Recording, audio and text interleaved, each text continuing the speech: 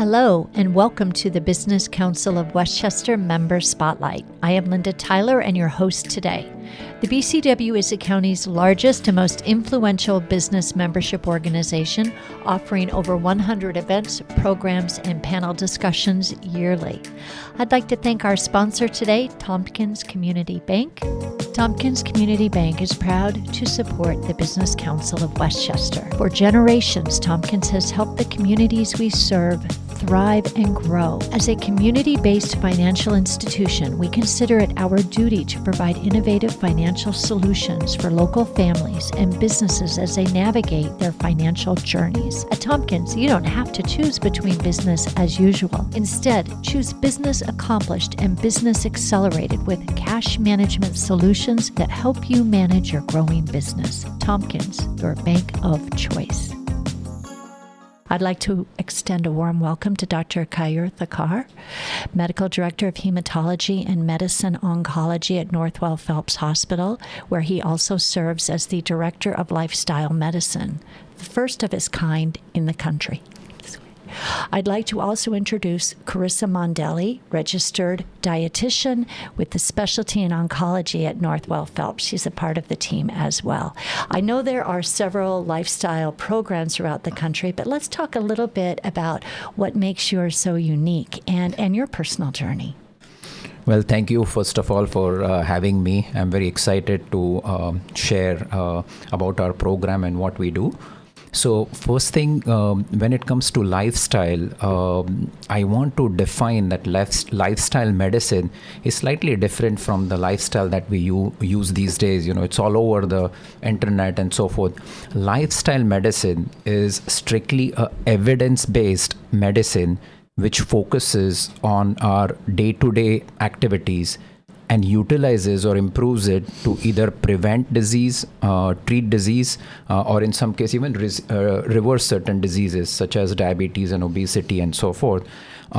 We focus on 6 pillars. So nutrition, exercise, stress management, sleep, avoiding risky substances such as smoking, alcohol, and positive social connection.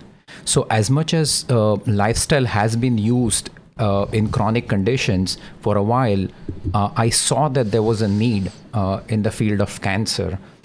Traditionally, cancer was supposed to be a acute diagnosis, a diagnosis which came with a lot of fear.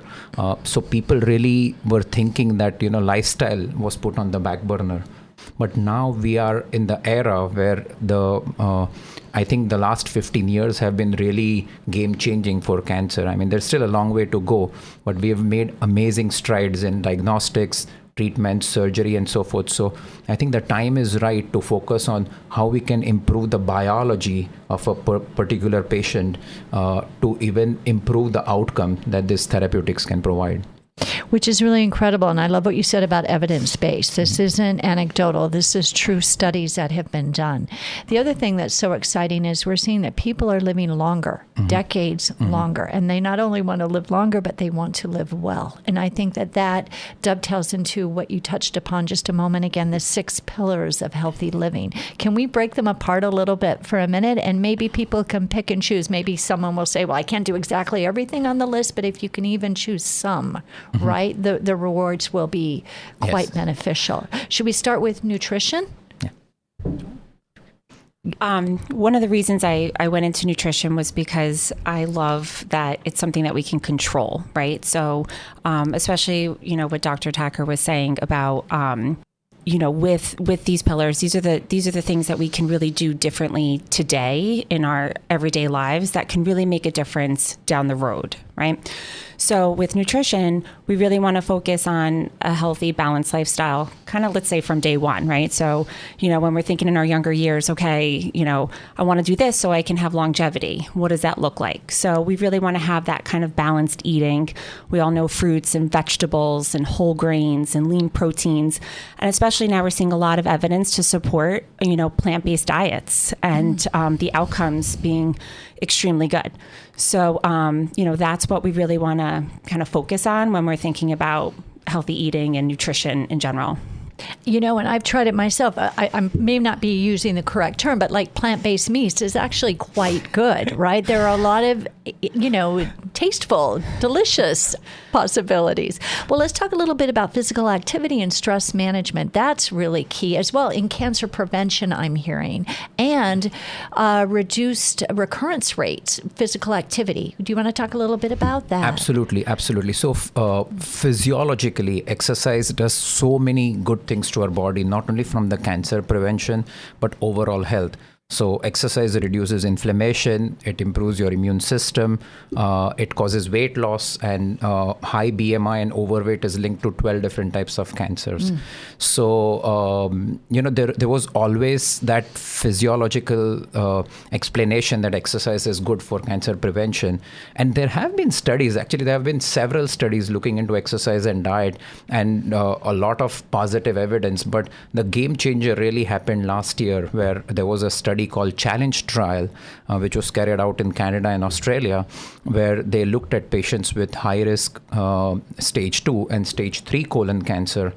And what they did was these patients who had completed their chemotherapy, half of them got a structured exercise program, and the other half got education about nutrition and exercise.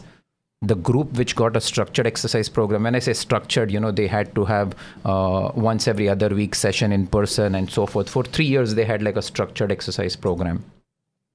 The group with structured exercise program had around 37% less risk, 28% less risk of recurrence of cancer and 38% less risk of dying. So not only did it improve their outcomes from the colon cancer standpoint, but also from overall health. We have similar studies in breast cancer, and I'm sure if we study in every other cancer, lifestyle is going to have an impact.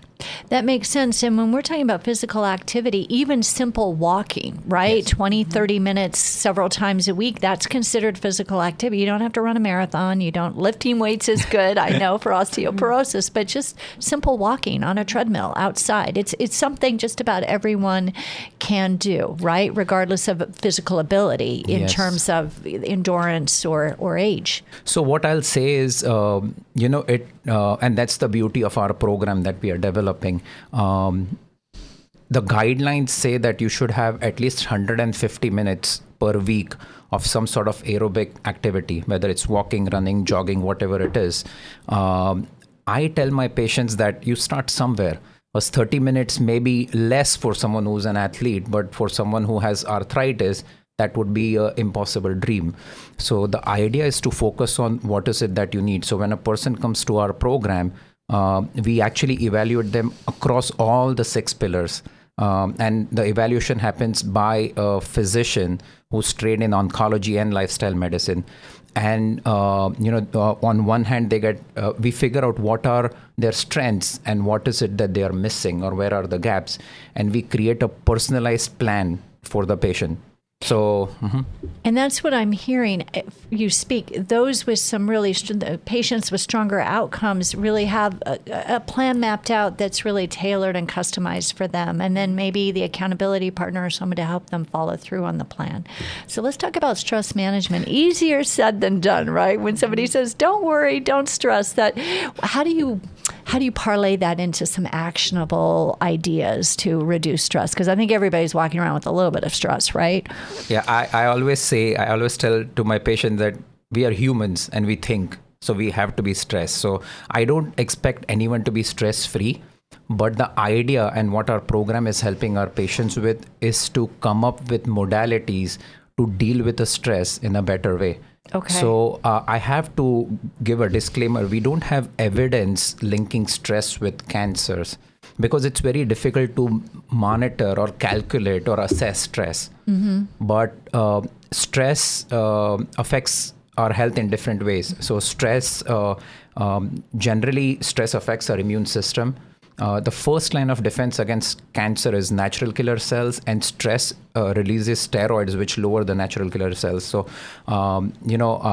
we have adopted different modalities to help our patients, and they get to choose from what really works for them. So, one is meditation, mindfulness. I think that's the key. I have to say, I've personally been trying to do that for the last 1 year, and failure to do or to meditate is not bad.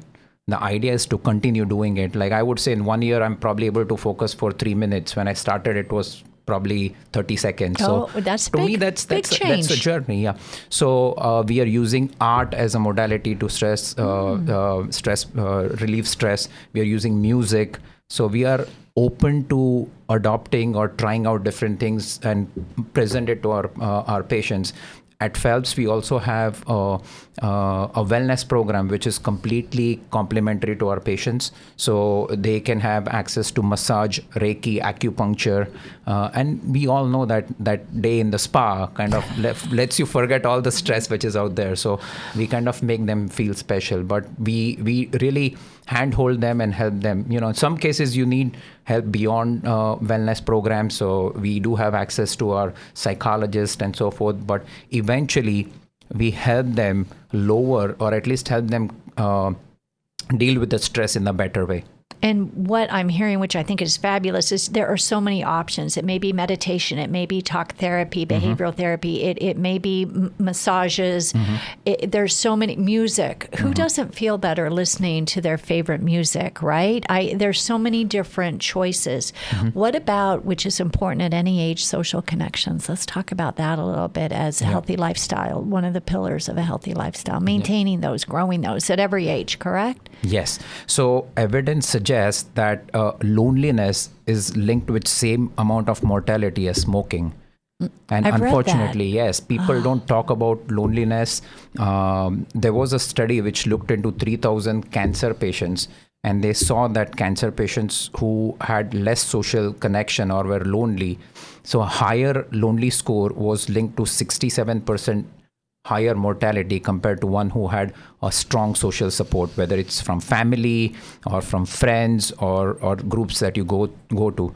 I tell my patients positive social connection means any human, whether it's even a micro interaction with some other human, which makes you feel positive. So it could be a pickleball group that you go to, or golfing with your friends, or meeting at a coffee shop, or whatever it is. Find that thing and built onto it. So when we are starting our lifestyle oncology clinic and our lifestyle program for cancer patients, we are kind of creating that ecosystem where patients can not only be told what you need to do, but they are guided and handheld through the process. So not only do they adopt that process, but also sustain it. And in the process, they meet with other people who are on that same journey. So eventually, I think that is what is going to be a powerful tool for our cancer patients, along with the therapeutics. Absolutely. And there are in any kind of journey, right, or any issue, support groups out there, whether it's a cancer support group, it might be diabetes, it might be a group for people who've recently lost a partner. You know what I'm saying? So the social connections come in so many different forms, family, friends, and then if you have a specific issue that you're dealing with, support groups, right? Yes. Huge. So let's talk the last pillar, which also is important, avoiding risky behaviors. And there's so many, right? As seemingly benign as sun, because vitamin D is a good thing, but sunscreen, vaping, smoking. Let's talk a little bit alcohol. Let's talk a little bit about avoiding those risky behaviors. Any far worse than others? That's a tough question, I know. I mean, the straightforward answer is the highest contributor to cancer incidence is really smoking, which, fortunately, most people are aware of it. Unfortunately, when it comes to vaping and the e-cigarettes, it's a fairly newer market. And even with smoking, it took decades before we really realized that it's linked to so many different types of cancers and other chronic diseases and so forth. We just don't have enough evidence with e-cigarettes and all. I always tell my patients, if you don't have to do it, or I would just avoid taking anything which is your body doesn't need. when it comes to alcohol, this is the tricky one, because I do disappoint some of my patients when we talk about it. But, whether you're talking about alcohol with cancer from the cancer prevention standpoint or from, let's say, cardiac health, there are different recommendations. But as of January 5th, 2025, there was an advisory which kind of made our answer as oncologists clear is, unfortunately, no amount of alcohol is good for human consumption, and alcohol is linked to 20,000 cancer cases every year. Wow. And 20,000 people die from alcohol-related cancers every year, and 100,000 people are diagnosed with alcohol-related cancers.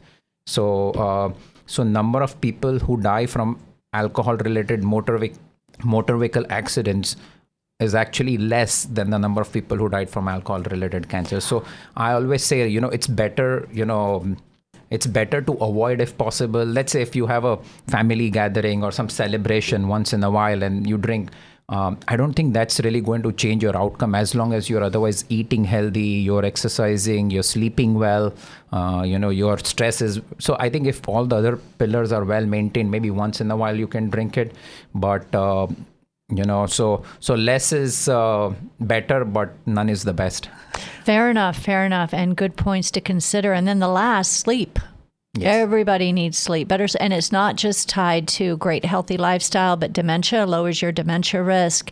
Cancer. Do you want to talk a little bit about red light versus blue light? We're all on our phones later than we should be. And I have a terrible habit. I get up in the morning, sometimes in the middle of the night to use the restroom, and I'm checking my phone for what? I'm always saying to myself, why do I need to check? It's almost like a habit, right? So let's talk a little bit about sleep and how we can all get better sleep.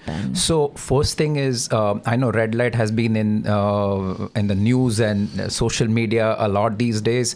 Unfortunately, we live in a world where hype precedes science. That's what I say. I mean, I know there are some listed benefits. There is some physiological explanation as well, but we still don't have enough data for me to recommend my patients, buy one of those expensive devices or go to spas or whatever offers red light. If you want to do it, it would be outside of evidence, so to say. Got it. Sleep, unfortunately, is one of the things we take for granted, and it's unfortunate. We live in a world where we all have access to constant bombardment of information through social media, through news and whatnot. And one thing that we really compromise is our sleep. So it is recommended that people who get less than 6 hours of sleep in a day have 12% higher mortality than ones who get 6 to 8 hours, which is recommended. So you should ideally sleep for 6 to 8 hours. I tell my patients that think about a wind down routine. So firstly, don't eat heavy like close to your bedtime. Don't exercise close to your bedtime.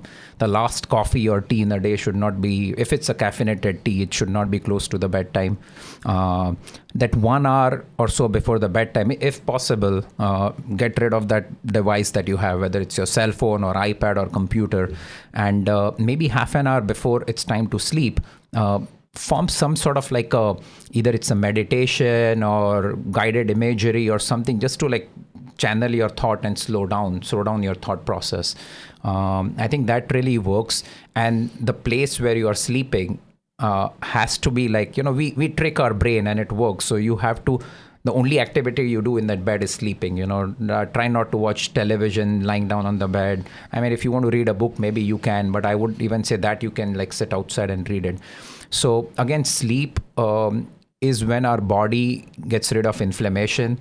Our body heals. And as you said, it's good with memory because there is a glymphatic system which actually cleans, or it's said to clean all the unwanted junk from the fluid around the brain. And it's when you sleep is when it's the most active time. So sleeping is very important. If you have more activities than what a 24 hours offers to you, then compromise something else. Don't compromise your sleep. That's fair. And we all feel better when we sleep, Yes. Sleep well. Let's put it that way. So really quick, Dr. Thakkar and Carissa, let's talk about a lightning round. Things that people can do in each decade to just, if you can pick one or two things, to just optimize health, right, and well-being. Should we start in our 20s? What should people be thinking about in their 20s? We'll go decade by decade. Well, I stick by the 6 pillars, which are all important, and especially in today's world, it's a rapid fire, but I would say diet and from the think beyond proteins. You need a comprehensive diet, not just proteins. Fair enough. What about 30s? Anything people should be thinking about? Less stress. Fair enough. 40s? Screening. Okay. You're right. Screenings are important. Mm-hmm. Absolutely. That really ties into preventative health, right? So if something is going on and we catch it earlier, the success rate, everything, outcomes much better. 50s? More preventative screenings, probably. Well, I think preventative screening, and again, nutrition, and maybe I can say less alcohol because maybe they can afford more alcohol. Good point. All things to definitely reduce and think about. And because really, and I love the trend, we see it all over social media, people are really thinking about these lifestyle choices, maybe more so than our parents' generation a little bit. And the outcomes are greater and people are living much longer. But not only do they want to live longer, they want to live well. So those are points. Chris, anything nutrition-wise that's new out there or people should be thinking about more? Obviously, eating well, what those choices should be, plant-based diets, anything else we're not thinking about that maybe we should be? I would say stay off social media. And don't overcomplicate it. Okay. Stick to the basics. Fiber, lean proteins. Think plant-based proteins, beans, legumes, fruits, vegetables. Those real basics. Start those in your 20s. Do them in your 30s. Do them in your 40s. Do them in your 50s. Do them in your 60s, and keep going. Ooh, let's talk 1 second hydration. Very important. I don't think most of us are doing enough of that, right? Right. Any tips for doing that a little bit more efficiently throughout the day? You want to go ahead? I would say when I work with patients, I say have a plan with it, right? So we have a hydration goal for the day. Okay. Find a favorite water bottle, whatever that looks like, something you don't mind carrying around. Are we going to finish one of those by lunchtime? Finish a second one after lunch? Depending on the individual and what their hydration needs are. But have a plan with it, just like we do everything else, because it's extremely important for so many reasons. And I would just add to it is be conscious about the container in which that hydration is served. Very good point. So we are very, very strict in at our cancer center that we don't serve plastic bottles. We have completely changed. We have a filter in place and we give them paper cups which are lined with plant-based interior. So there are no plastic lining. As physicians, we always think about helping patients who are in need, but we have to even think about the environmental risk factors. Yes. And increasingly we are linking plastics with different health hazards. Probably a month ago, there was this very small study based out of NYU where they looked at the prostate cancer patients who had prostatectomy. So they had their prostates entirely removed, and they were able to analyze the part of the prostate where the cancer was had almost twice the micro and nanoplastic than the part which did not have the cancer. So it does not mean that plastic causes cancer. I think we haven't established that, but it's thought-provoking. So, get your hydration. I still feel water is still the best hydration unless you are having diarrhea or vomiting, then of course you need electrolytes. But don't be sold to all this gazillion drinks out there who would give you proteins in your drink or they'll give you probiotics in your drink. If you eat healthy, if you get enough fiber, your gut microbiome is going to be healthy or happy. And just drink water, that's the good best old-fashioned water. Yeah. I love it. Our last question, and thank you both for being here today, because you've just shared a lot of really important information and things that are tangible that people can try and do every day. Anything, any news out there on the cancer horizon that you want to share? There is a lot happening. I mean, cancer, if we go individually in cancer therapeutics wise, we have made amazing strides. Last week, one of the things was with pancreatic cancer and the mRNA vaccine, which showed some benefits. But I feel, every cancer generally would benefit with a lifestyle, and this lifestyle is something which would complement the therapeutics which are out there. So please continue following your guidelines, because some people even claim that you can just do lifestyle and the cancer will be treated. I really don't believe in that. You need to do when there is fire in the house, you have to get rid of it before you really start to fireproof your house. So like lifestyle medicine is fireproofing for future. That's a great way to say it. Yes, and I do want to tell all the cancer patients who are out there, whether you're getting treated at with Northwell Health or outside, maybe we can leave a contact information. We are happy to help these patients. We bring them for an evaluation, and a physician will evaluate them through the different parameters of lifestyle. We will help them through what gaps they have with the experts in that particular field. Okay. Thank you. And the idea or the goal of this program that we are developing at Phelps is to make this very important tool, which unfortunately has become very confusing and overwhelming. We want to make it more backed by science, more structured, and more helpful for the patients. Thank you. And wonderful words of advice. And we've enjoyed having you both on our podcast today. Thank you so much. Thank you. Thank you.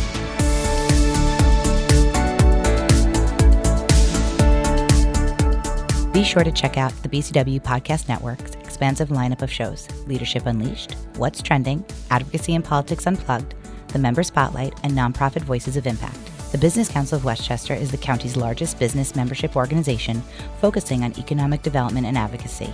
With over 1,100 members, it is our mission to work for the profitability of our members and the prosperity of the Westchester community. To learn more about the Business Council of Westchester, please go to thebcw.org.